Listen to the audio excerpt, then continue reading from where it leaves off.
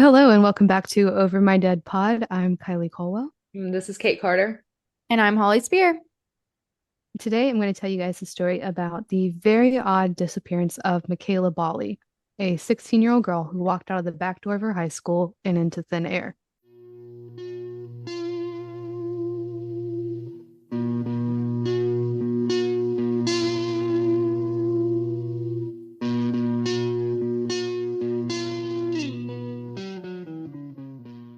Michaela was born on July 2nd, 1999. Her birth name was Michaela Margaret Kim Nybergall, and she actually had changed her last name to Bali, her mother's surname, a few months before her disappearance.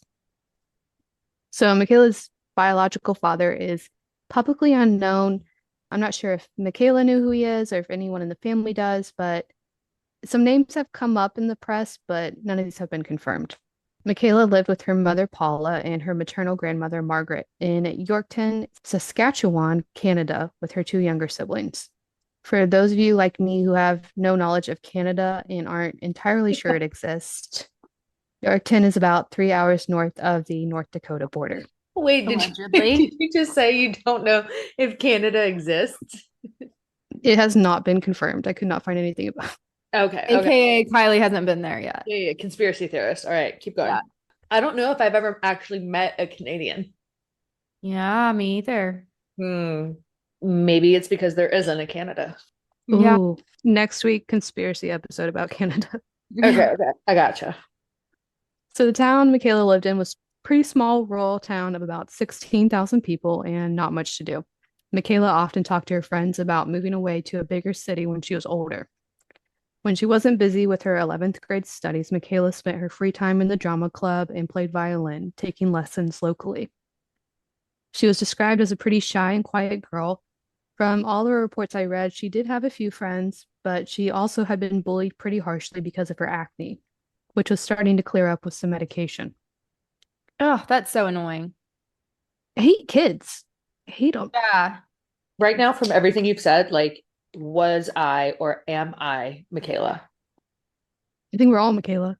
Well, I was also in drama. I also played the violin, and I was I still have acne. Yeah, yes, and we still have acne. still have acne. Yeah. And so there are conflicting reports on her mental state at the time, which of course could just be chalked up to who she opened to. Like her friends reported she was pretty unhappy, while her family says she was doing well. So we don't really know how she was doing, and this could just be the typical case of a teenager not opening up to their family. I say all that because it does play into some possible theories and motives. But to get into that, we need to first talk about the day, April 12th, 2016. That spring day started off pretty normally. Michaela woke up and got ready for school. She couldn't find her usual school bag of choice, a messenger bag, and instead of waking her mom up, she found a random backpack lying around with the help of her grandmother. Just wanted to point out the bag choice because people have brought up in some things online oh, she usually has a messenger bag or a purse. Today she disappeared with a backpack. That could be a sign that she was planning on leaving, but her grandmother does not believe that's the case. She helps her find the backpack. You wouldn't ask someone to help you look for your little secret runaway bag if you were planning on running away. No, that wouldn't be a smart move. No. So back to it, Michaela's grandmother dropped her off at Sacred Heart High School sometime between 8:10 and 8:20. Her grandmother returned later to pick her up and drive Michaela to her violin lesson, but she wasn't in the pickup zone.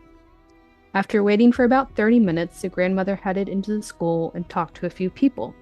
Some hadn't seen her at all, some said they saw her earlier, but not recently. The grandmother then drove over to Michaela's mom's office and explained what was going on. Maybe her mom Paula had picked her up, or Michaela had called her to update her on a change of plans, but that wasn't the case. Paula began to call Michaela with no answer. She didn't want to jump straight to scary conclusions and tried to reason with herself. Maybe Michaela walked to her violin lesson earlier than usual. She had a recital coming up and had been practicing pretty intensely. I couldn't figure out where Michaela was taking violin lessons at, so I'm not sure if it was within walking distance of the school. Okay, so it was probably close enough to at least that her mom would think that, Yeah, so it wasn't out of the realm of possibility, I guess. But still, she has a cell phone, so You would assume she would have said something. And I guess she just figured, oh, she's not answering the phone now because she's in her In lesson. Yeah. Yeah. So they drove over to where her violin lessons would be at, but Michaela was not there. So they went back to the school and talked to the administrators and counselors. This is when they found out that Michaela had, in fact, not been to any of her classes that day. So I know, like, my school, even back in middle school, we had like a notification system set up. Like, it would like call or text your parents if you missed even like one class.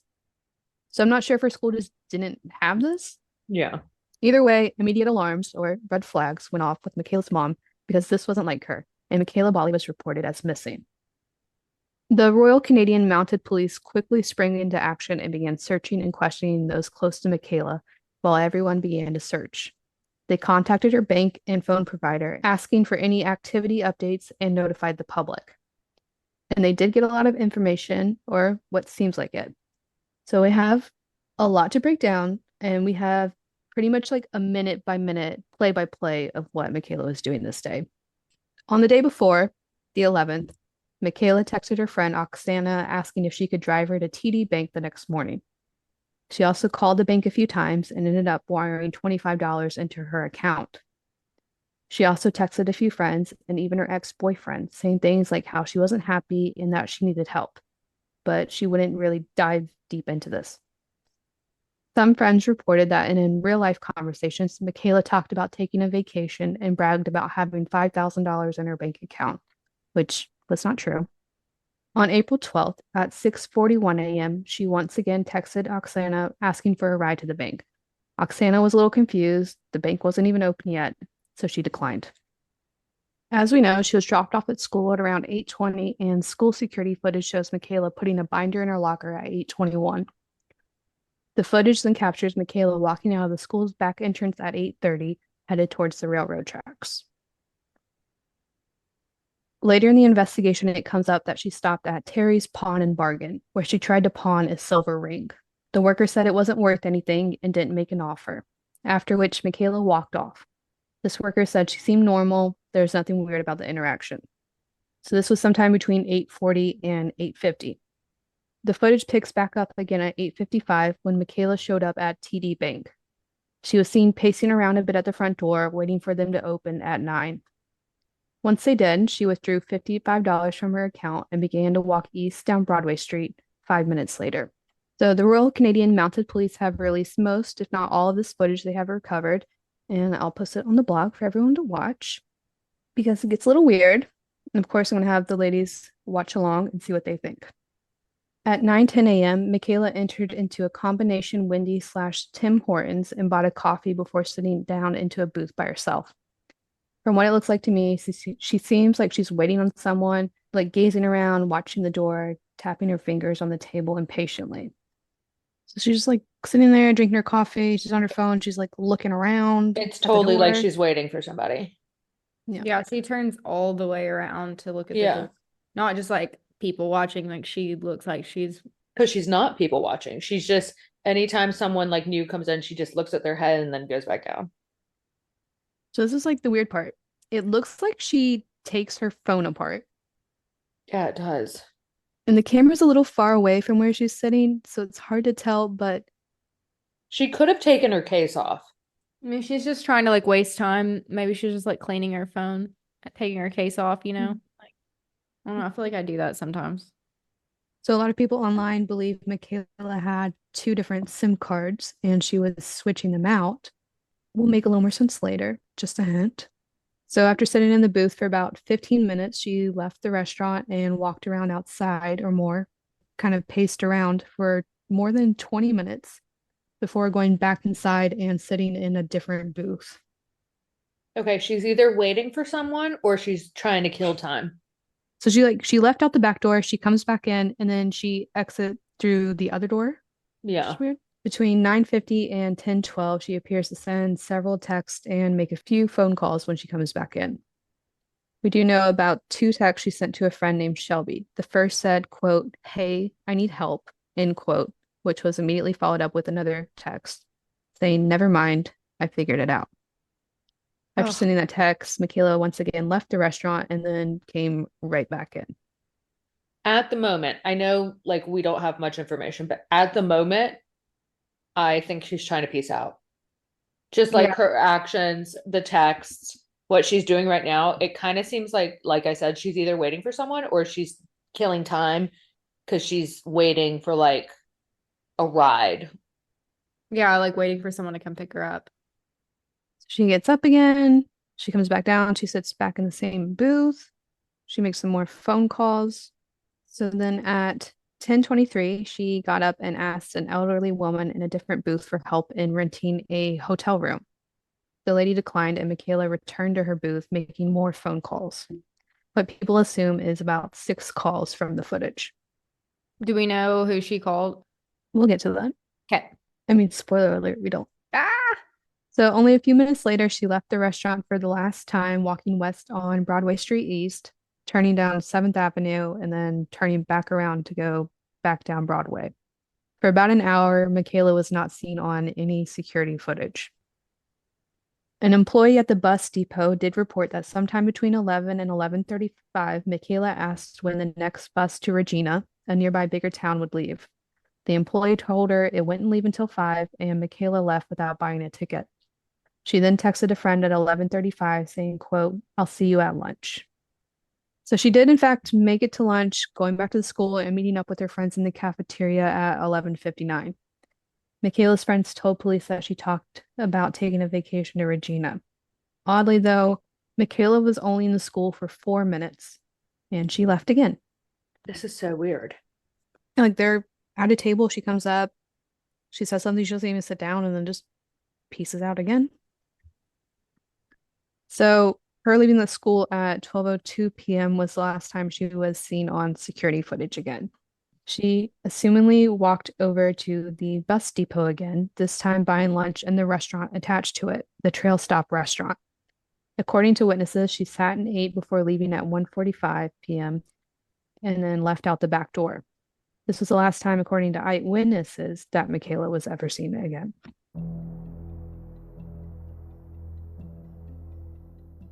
So this is all that police could decipher with security footage. And seeing that she was calling and texting, or what appears to be, they wanted to find out who Michaela was calling and texting. But besides a few texts to friends that I pointed out, there were no calls or texts registered by her cell phone provider. And this is why many people believe that she had a different SIM card that she was switching out that no one knows about. That would make sense. Because you Mhm. can even, I mean, you can see her on the security footage making phone calls and talking to somebody. Yeah, Yeah. I feel like that's not that weird for a young girl to have, like 2 SIM cards at that age in 2016. I don't know. I mean, yeah, not everybody did, but I feel like that would be something like you don't want your parents to see who you're talking to or like go through your phone or something like that. I feel like that wouldn't be that crazy. You know what I mean? No. Not everybody would do that, but I feel like there's definitely people I knew that in high school that probably would have done that, you know?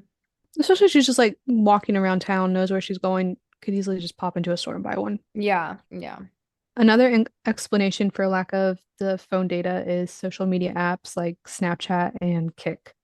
I never used Kick before, so it's a free app. It's like a separate text messenger, but it doesn't require any sort of verification. So people can sign up without like entering their phone numbers or emails, pretty anonymous. And it's also become a major problem with child exploitation and grooming, as the messages can't be traced.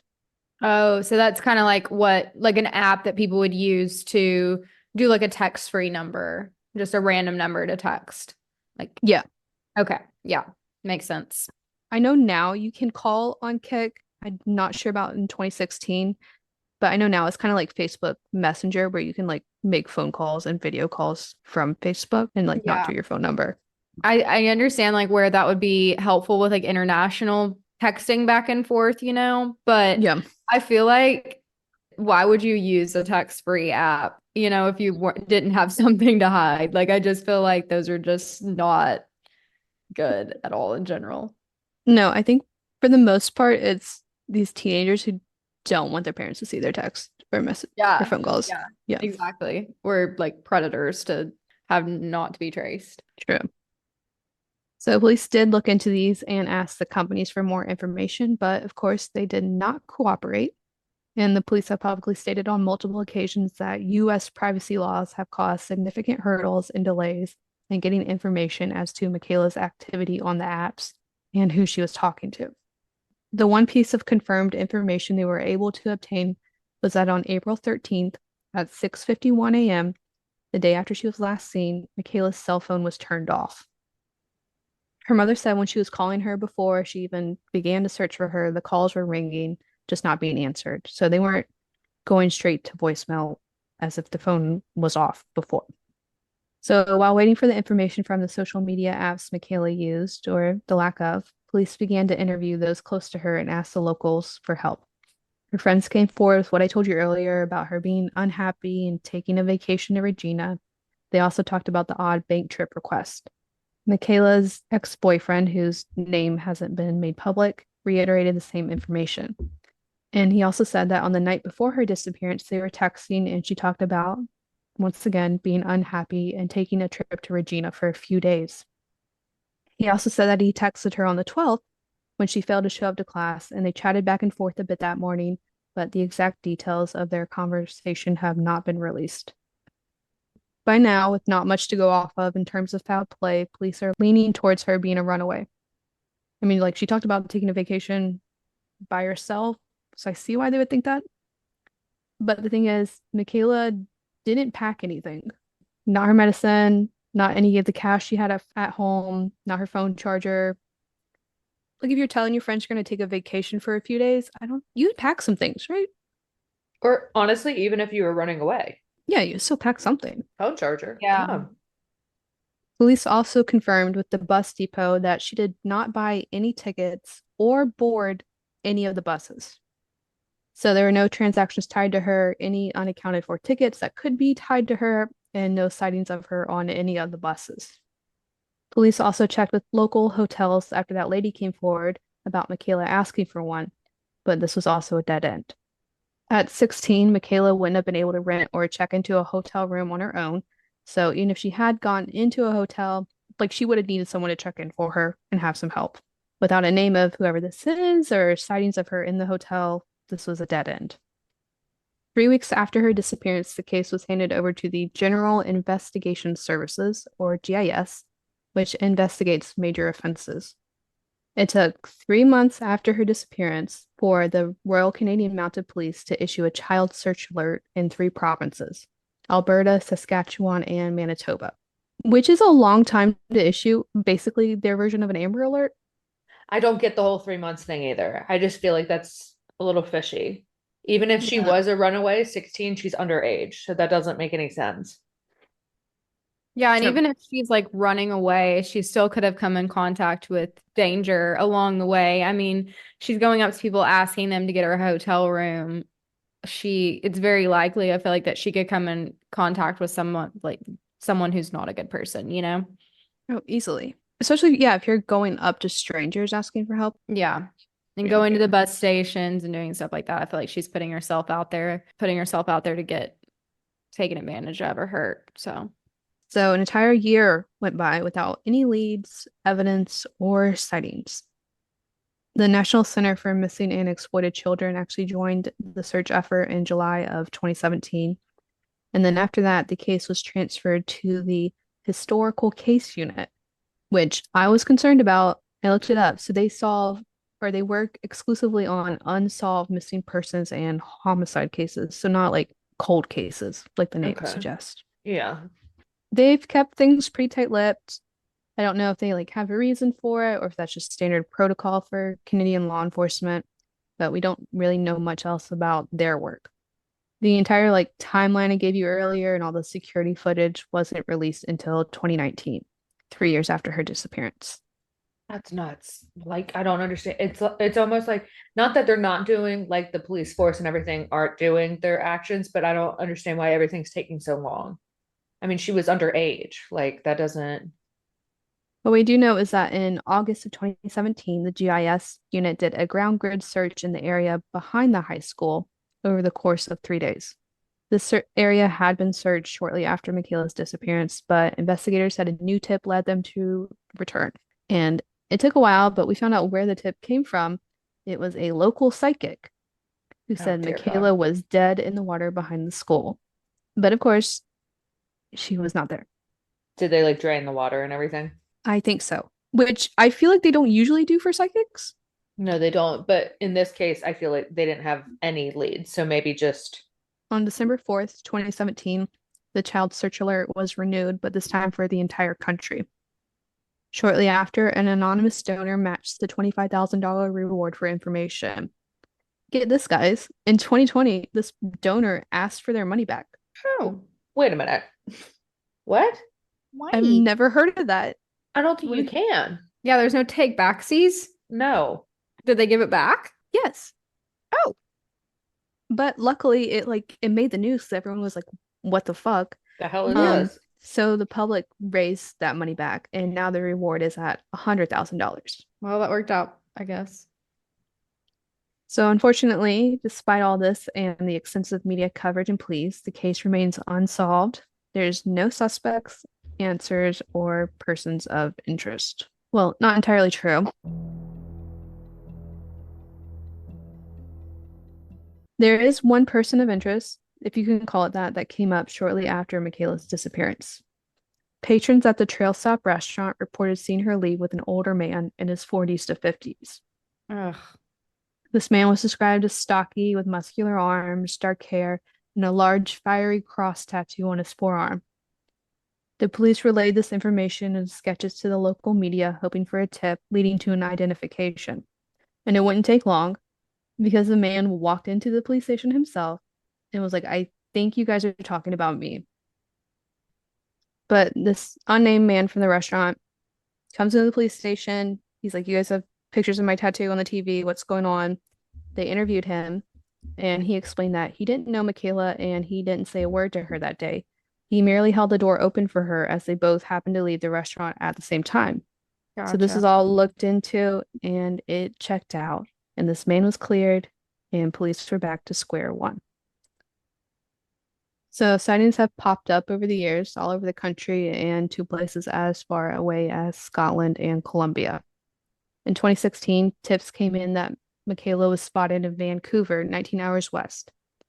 Michaela's mother, Paula, drove to the city and set up a poster campaign asking for more tips and information, but nothing came of this. In 2017, the police service of an indigenous nation reported that she may have attended an event they hosted at the Grey Eagle Entertainment Center, 9 hours west near Calgary.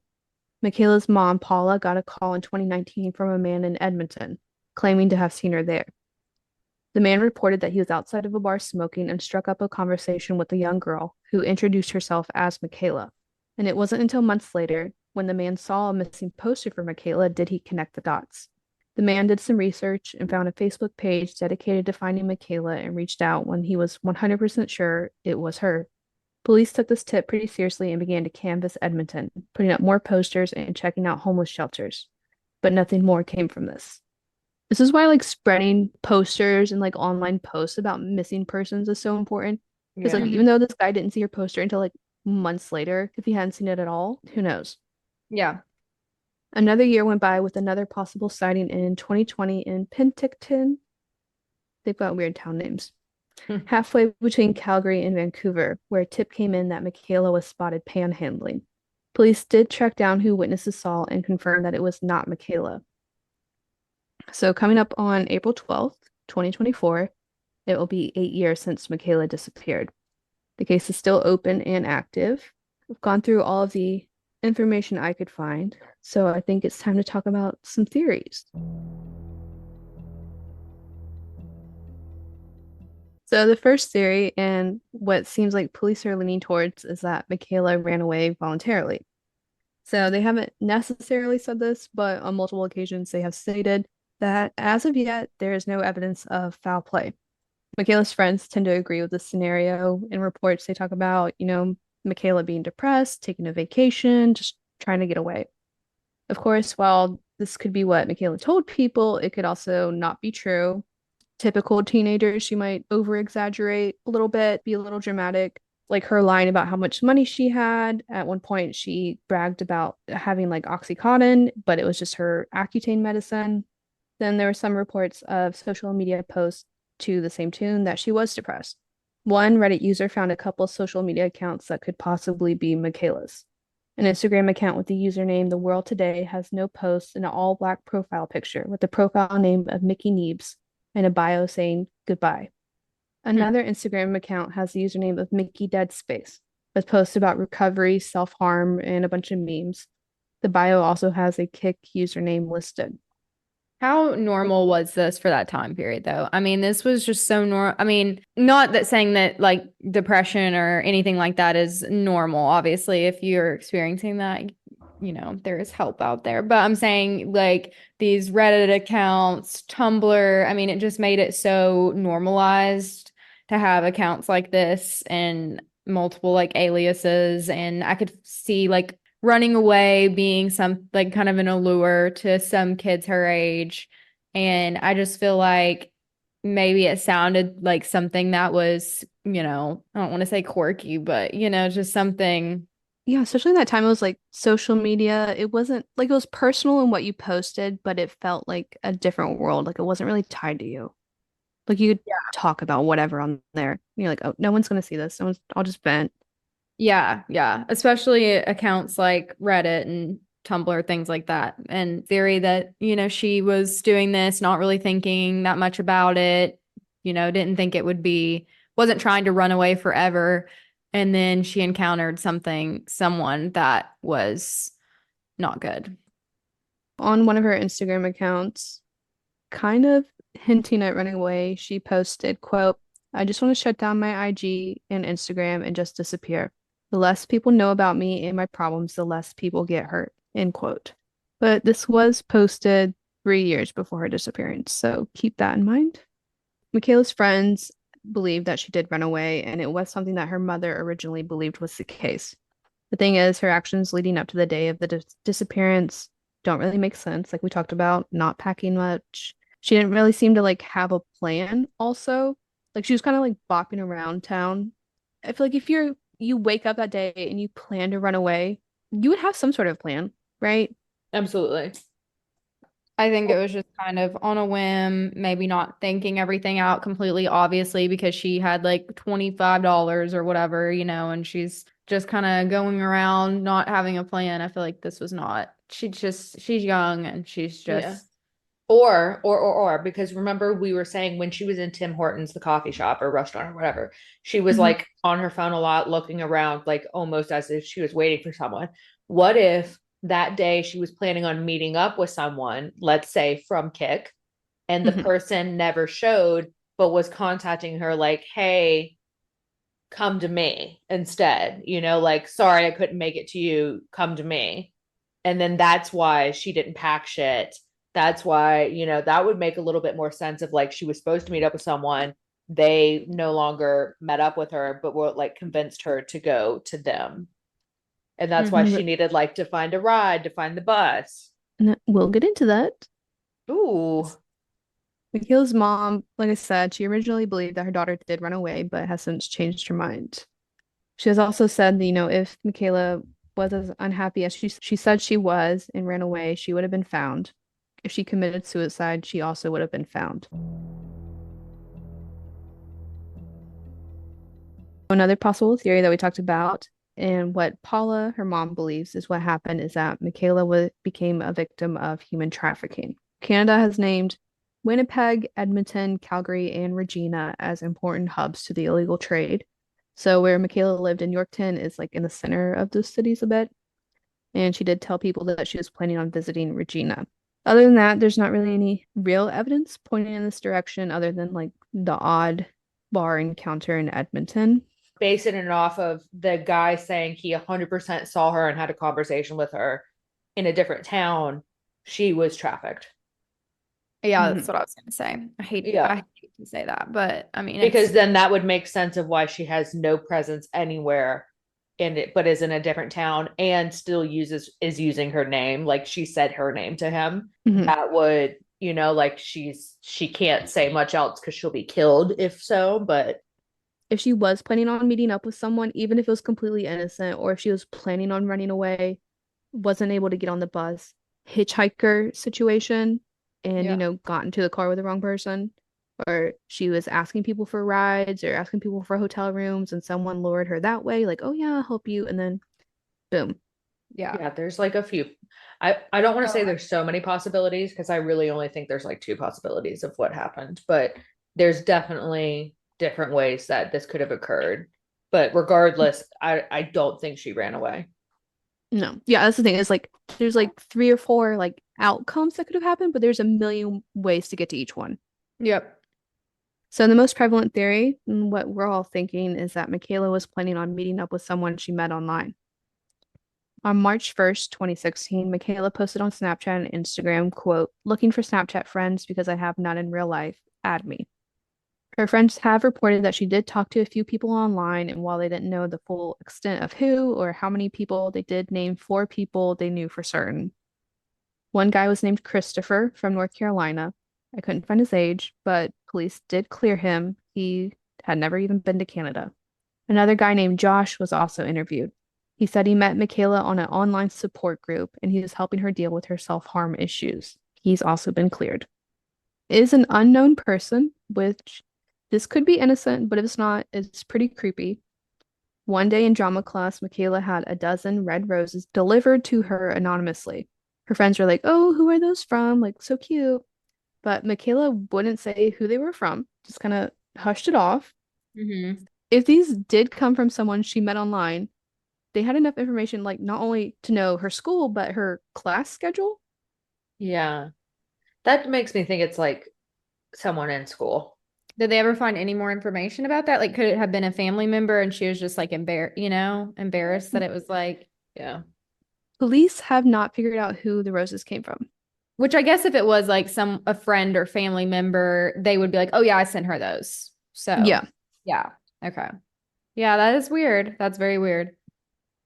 So they also haven't been able to figure out who she was talking to really online. Like I said, Michaela's mom did give authorities all of the passwords that she had, but nothing substantive has been found. And of course, her mom didn't know like all of the accounts that Michaela had. Like she had multiple Instagram accounts. She probably had multiple like Snapchats and then of course Kick.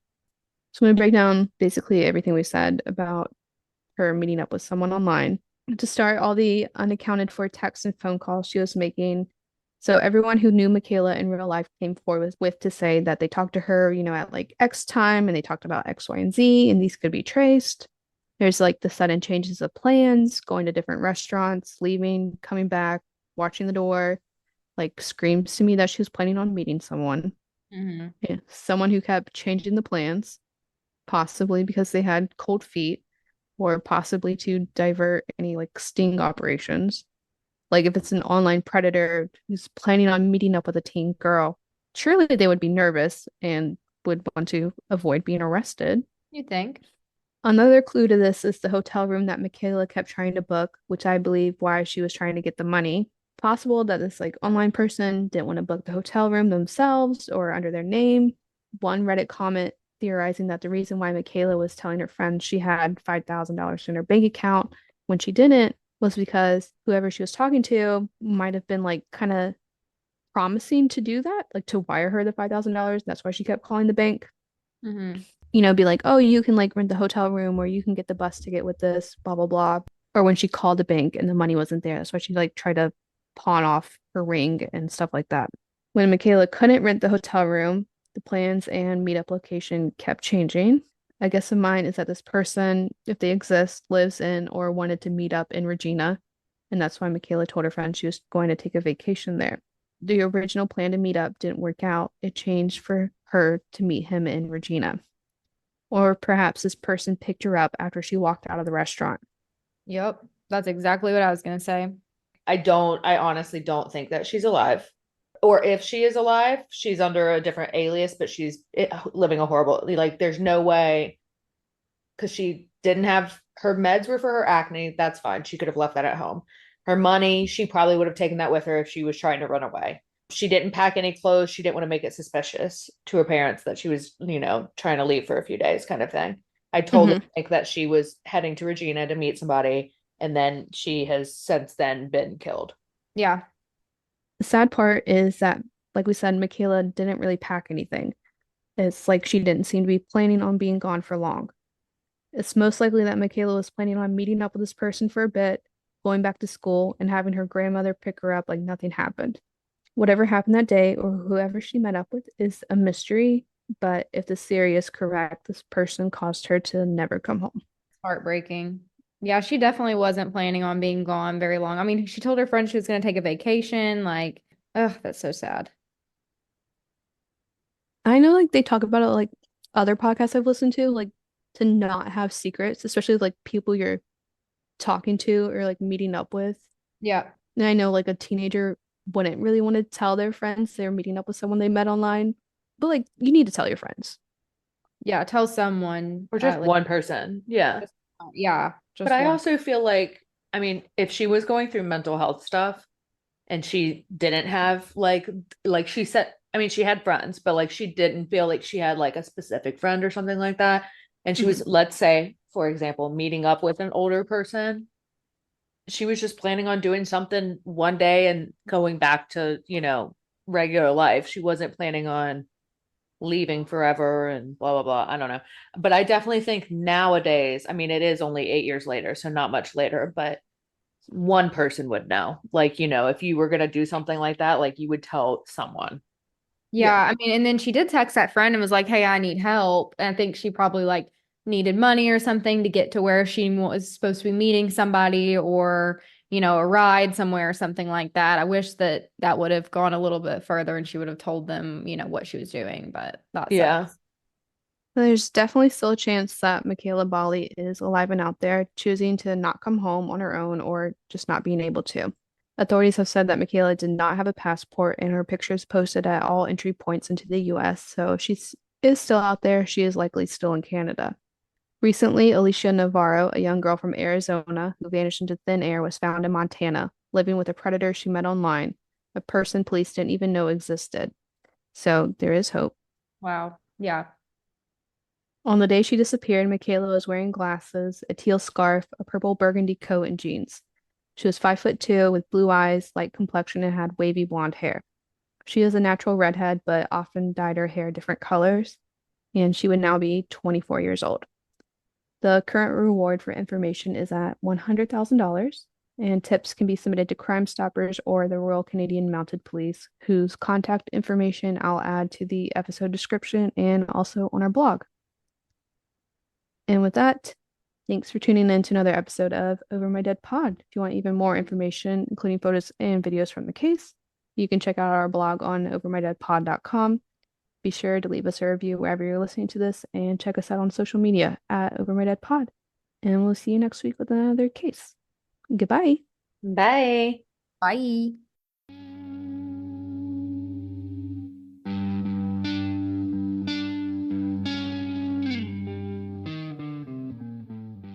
Got anything juicy?